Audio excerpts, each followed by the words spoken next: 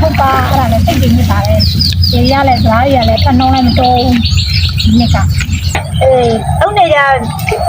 ဒီတဘာဝမျိုးသားတွေပဲတုံးနေတာဟာဘာဖြစ်လို့မကောင်းတာလဲမသိပါဘူးကွာမြေစီရာတွေကလည်းမကောင်းဘူး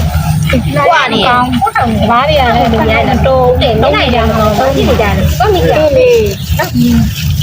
နေချင်းဘုရားဘာဖြစ်နေရတော့ညနေလည်းမကောင်းကြဘူးတကားရဲ့ထွန်းတော့မတို့လို့စိတ်နေနေတာလေ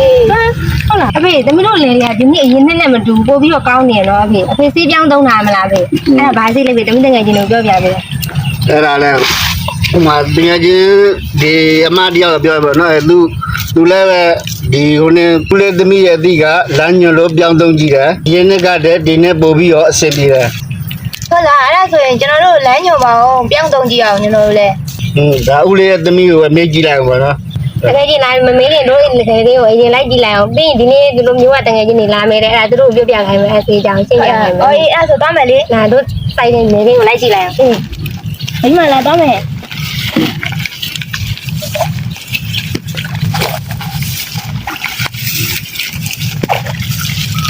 လာတကယ်ကြီးမတို့လည်းလိုက်ပြမယ်အဖေကမျက်စိသိမ့်မကောင်းဘူးမျိုးတကယ်ကြီးကနေပြန်ပြီးတော့ပြောပြပေးထားတယ်တို့တကယ်ကြီးလေဒီနေ့တို့မျိုးကနေဒီလိုလာမယ်တဲ့ပြောထားတယ်အဲ့ဒါတို့လည်းကြည့်ရင်ထန်းလုံးကောင်းနဲ့သုံးကျင်နေဆိုသူ့ကိုရှင်းပြခိုင်းလိုက်ရတယ်တကယ်တို့ဘာစိမ့်မှမသုံးအစိတ်တစ်မျိုးပဲသုံးတာဟုတ်လားအေးလောက်ပါအောင်တို့လည်းတစ်နှစ်နဲ့အလူလုံးဖို့ကမလုပ်ဖြစ်ဘူးဟုတ်တယ်တကယ်ကြီးရှင်းသားဆိုတို့လည်းဝင်ရောက်ပြီလားတိတ်မလို့တော့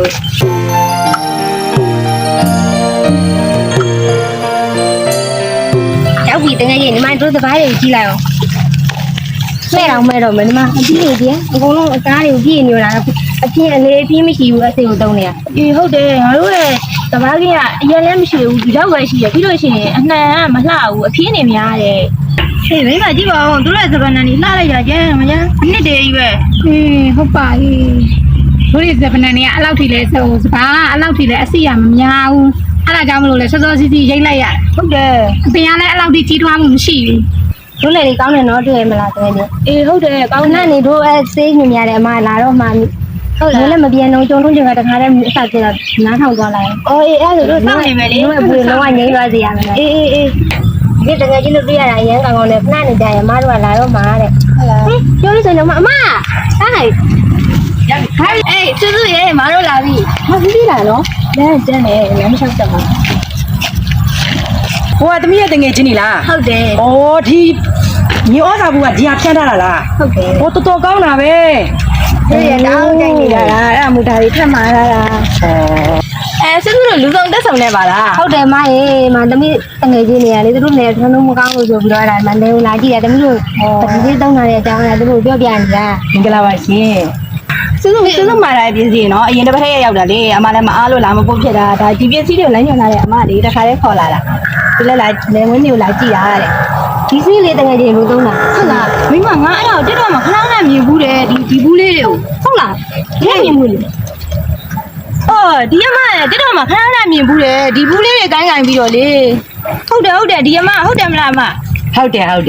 ဒါကကြတော့အမြဲတမ်းတစ်တော့မှာဆိုလို့ရှိရင်ကြော်ညာဘူးတယ်ပေါ့နော်ဘာဖြစ်လို့လဲဆိုတော့သူကတောင်သူဦးကြီးတွေအရန်ဆင်ပြီးတယ်အခု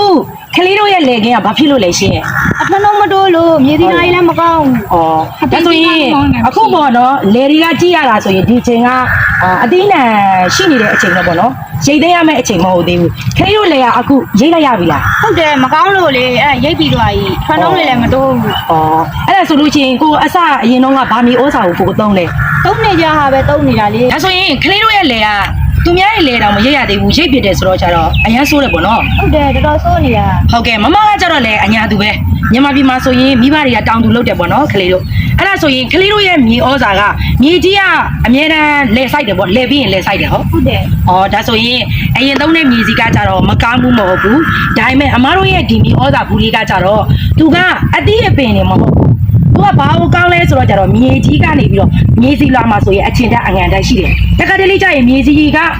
မအားဘူးခဏခဏအမြဲတမ်းသုံးနေရတဲ့အခါမျိုးကြလို့ရှိရင်မြေကြီးမအားတဲ့အခါကျတော့သူ့မှာပြန်လဲပြီးတော့ကြတော့မြေစီလောကောင်းဖို့ဟာအတွက်ယွန်နေသွားတယ်အဲ့ချိန်ကျရင်ဒီဘူးလေးကကြတော့အမားတို့ရဲ့ဘူးကကြတော့မြေစီလောကိုလည်းကောင်းဝင်စေတယ်ပြီးလို့ရှိရင်ဒီမှာစိုက်ပြိုးထားတဲ့အပင်လေးတွေအားလုံးသမီးတို့ကြည့်အခုဆိုရင်ဘယ်အနံနဲ့မှမတူဘူးနော်အနံကိုလည်းကြည့်ဒီမှာအနံလည်းအရန်ရှိတယ်ဒီအသီးနှံကနေပြီးတော့ကြတော့ဒီမှာထွက်လာတဲ့အစိကမစ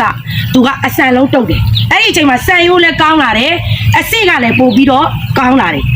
ပြီးလို့ရှိရင်မြေစီလွာကောင်းတဲ့အပြင်အသီးအနှံအထွတ်တိုးလည်းကောင်းပြီးတော့ကြတော့ပြန်လဲပြီးတော့ကိုရောင်းချခြင်းတဲ့အချိန်ကြလို့ရှိရင်ကောင်းအထွတ်တိုးတယ်ဟုတ်တယ်ပြီးရင်ဈေးလည်းရမ်းတတ်တယ်နော်ဟုတ်လားကလေးတို့ဒီပစ္စည်းလေးကိုသုံးပြီးတော့ကြတော့လုံးဝဆုံးရှုံးသွားတာမရှိဘူးဟုတ်လားဒါအခုဆိုရင်ဒါသမီးလေးတို့ကိုနောက်ထပ်ဒါသမီးလေးတယောက်ကနေပြီးတော့သူတို့ဆက်သွယ်ပြီးတော့ပို့လာတဲ့အခါမှာနောက်ထပ်အနေနဲ့ထပ်มาတဲ့ပစ္စည်းကိုလာပို့တာအမအကြောက်ပဲမှနေလဲဆိုဘန်ကောက်မှာနေတယ်ကလေးတို့ရဲ့ဒီနေရာကိုရောက်ဖို့အတွက်အမကား8 နာရီလောက်စီးရတယ်ဒါပေမဲ့အမအခုလိုမျိုးဘာလို့လာလဲဆိုတော့ကိုယ်တိုင်လဲတောင်သူကြီးရဲ့သမီးတောင်သူဦးကြီးတွေအစင်မပြေတဲ့အခါကျတော့အမလည်းစိတ်မကောင်းဖြစ်ရတယ်ခုပဲကလေးတို့ကြည့်လေကလေးတို့မှာဆိုလို့ရှိရင်ဒါကတောင်သူကြီးတွေဖြစ်တဲ့အတွက်ကြောင့်မလို့စပားအထွက်နော်ရော့တယ်ဆိုလို့ရှိရင်ကလေးတို့စိတ်ကောင်းလားညနာမှာကြည့်ရင်သိတယ်ဒီဦးလေးနဲ့သမီးလေးတို့ဆိုရင်ဒါဒီသမီးလေးကနေဆက်သွယ်လာတယ်ပေါ့နော်သူတို့နဲ့အမြဲတမ်းပေါ့ဒါသမီးလေးနဲ့ဆိုရင်ဖုံးပြောဖြစ်တယ်ပေါ့နော်အဲ့ဒီအချိန်မှာကိုကသုံးဆွဲပုံ30နီးကိုလည်းကလေးလေးကိုအသေးစိတ်ပြောပြပေးတယ်ဦးလေးကကြတော့အသက်ကြီးတယ်ဆိုတော့နည်းနည်းလေးတကြီးတွေပါနေပေါ့လစ်တက်တယ်နော်အဲ့ဒီအချိန်ကျတော့ဒီသမီးလေးကိုတခြားအသေးစိတ်တင်ပြီးတော့ဒီပစ္စည်းလေးကိုသုံးပြီးတော့ကလေးတို့ပတ်စံကုန်စရာမလိုဘူးဘာဖြစ်လို့လဲဆိုတော့ကြတော့ဒီပစ္စည်းလေးကိုကစီးပွားရေးအနေနဲ့လည်းပြန်လည်ရရှိအောင်ကျမတို့အနေနဲ့လမ်းပြပေးလို့ရတယ်ဘာဖြစ်လို့လဲဆိုတော့ကလေးတို့အနေနဲ့ဒီပစ္စည်းကိုသုံးတဲ့အချိန်ကျရင်အခုလိုမျိုးပဲ